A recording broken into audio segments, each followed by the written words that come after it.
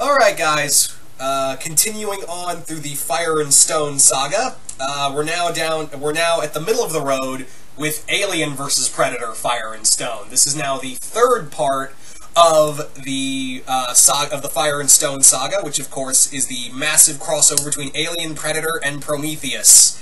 And yeah, it's been really cool so far.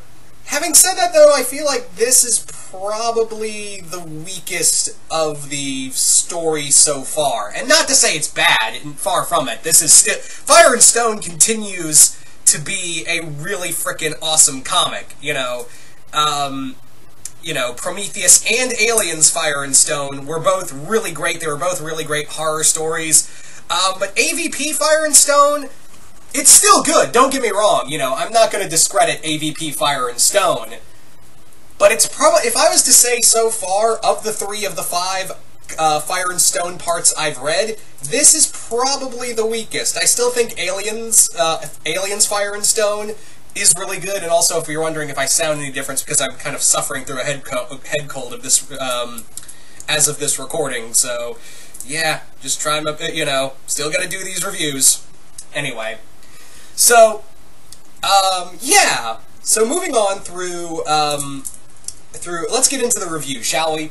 And now we come back to the present, which goes back to after the events of Prometheus Fire and Stone, Galgo and the other teams who took off and left the rest to die on LV-223 and at the mercy of the Xenomorphs have taken off. However, Francis, who was arrested, and also the guy who, in an attempt to cure his cancer, mutated his android Eldon into some necromorph. Like, it looks like a necromorph he looks like a necromorph from Dead Space if he was intelligent.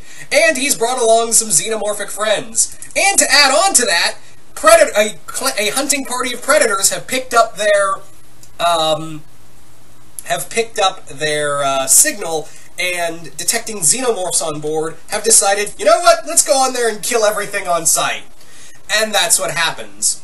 Now, for a comic called Alien vs. Predator, there isn't a lot of alien fighting Predator at all. There isn't a lot of Alien vs. Predator stuff. Don't get me wrong, it's there, but when I read a comic called Alien vs. Predator, I'd like it to be Alien vs. Predator. That's kind of the idea. Now, the main villain of this, I guess you could say, is Eldon, who is still on a revenge for Francis for infecting him with the black goo that mutated him into this creature he's now become.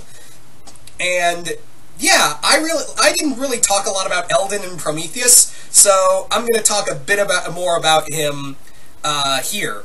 Eldon is a synthetic android who was an ally to Francis, who was the team's scientist. But Francis was dying of cancer, and he believed that the black goo that they found on the crash ship on LV-223 could save him. However, he kind of realized that, yeah, this could easily turn me into a monster or kill me, so, hey, Eldon, come here for a second. And he proceeded to turn Eldon into a monster that pretty much took control of the Xenomorphs, and they proceeded to kill everyone. Francis, however, was arrested because Eldon, even though he's not a real human, was still considered a member of the crew, and that's against regulations to harm a member of the crew. So he was arrested, but Francis is like, I don't care, I wanted to get my cancer fixed. And Eldon is, in a weird way, and even the Xenomorphs, to an extent, are uniquely innocent. The Xenomorphs are just here killing people because they're cut off now. They don't have the rest of their hive with them, and Eldon himself is feeling like this weird kinship with these Xenomorphs. And the Xenomorphs are pretty much caught in this war, and all they know what to do is kill everything. And Eldon is going through a lot. He's evolving into something new. He's evolving into a new creature. And Eldon's design is really, the black goo accelerant is really cool. Now, the predators who show up are interesting in that it's a small hunting party, and they're here to kill Xenomorphs. And we also get some interesting things. That black goo is frickin' everywhere, gets everywhere. We get a enhanced predator. We get a enhanced human who turns into pretty much a Hulk with spikes. Yeah, it's kind of like Hulk, I don't know, like The best way, I can describe it is like Hulk if he was infected by the disease who can create necromorphs. That's pretty much what what we're looking at. Same with the Predator who gets infected with the black goo. And it's pretty much all of them. You know, the Predators do put up a fight, but they don't really do other than that. They just put up a decent fight, and that's it, before all dying by the hands of either the Super Predator or Eldon or Francis. They don't. The Xenomorphs themselves are just there to do some cool kills. In fact, there's one in the first half that was like, damn.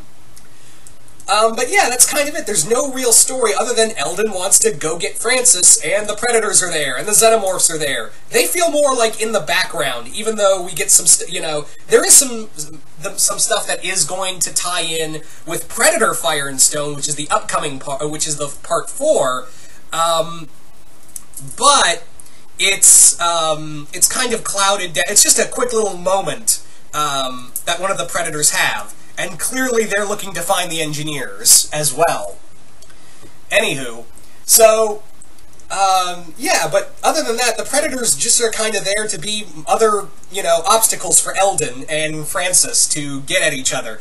And the relationship between Eldon and Francis is interesting because while Eldon wants to kill Francis, he's not, at the same time he's like, I do want to kill you, but at the same time, I need you to tell me why. Why am I like this? What is the point of existing if all it is pain? And I like that. It's very interesting as Eldon's very different from David, where he has become something beyond what he is, but in a different way, and now that he has it, he doesn't know what to do with it. It's not like with David, who's like, well, now that I'm sentient, I'm just going to, I guess I'm better than everybody. I'm going to go kill everybody. Eldon's like, no! I've become something more than myself, and it fucking sucks. I don't know what to do with myself anymore. So that's the big thing right there with this comic. So yeah, AVP, also Ariel Ovaletti's artwork. Ariel Ovaletti's artwork has been seen in a few AVP comics and comics here and there, like in the Joe Casey Space Ghost comic, but the difference being is that, what was I going to say?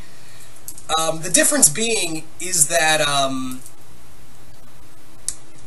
not the biggest, I like Ovaletti's artwork, don't get me wrong, I enjoy it, but the problem is that, while at the same time I like it, everything feels static, you know what I mean? Everything just looks like, everything doesn't feel fluid. Like in the first 2 comics, it's dark and gritty, but in here, the Xenomorphs and Predators and everything else looks way too bright. Like, everything looks way too bright. And, yeah, I kind of like that kind of grittiness to the first 2 comics, because it really, showcased the horror aspect of this universe. With Ovaletti's artwork, everything's a little too bright, and when everyone's fighting, it's a little too static. It just feels like everything feels like action figures fighting, you know what I mean? I don't hate it, and in some cases it looks really good, but in some other points where there's fighting going on, I don't know. It just doesn't gel with me. But that's just me on a personal level. Maybe you guys watching this probably like a little more. So there you go, guys. That is pretty much my review for AVP Fire and Stone. Despite my grievances, it's still a really good book. Fire and Stone on a whole continues to be one of the best Alien Predator comics, and sure as hell makes up for both Prometheus and Alien Covenant. So there you go, guys. There's my review. So you guys tell me in the comments below, what did you guys think of it? Did you guys like it? Did you guys hate it?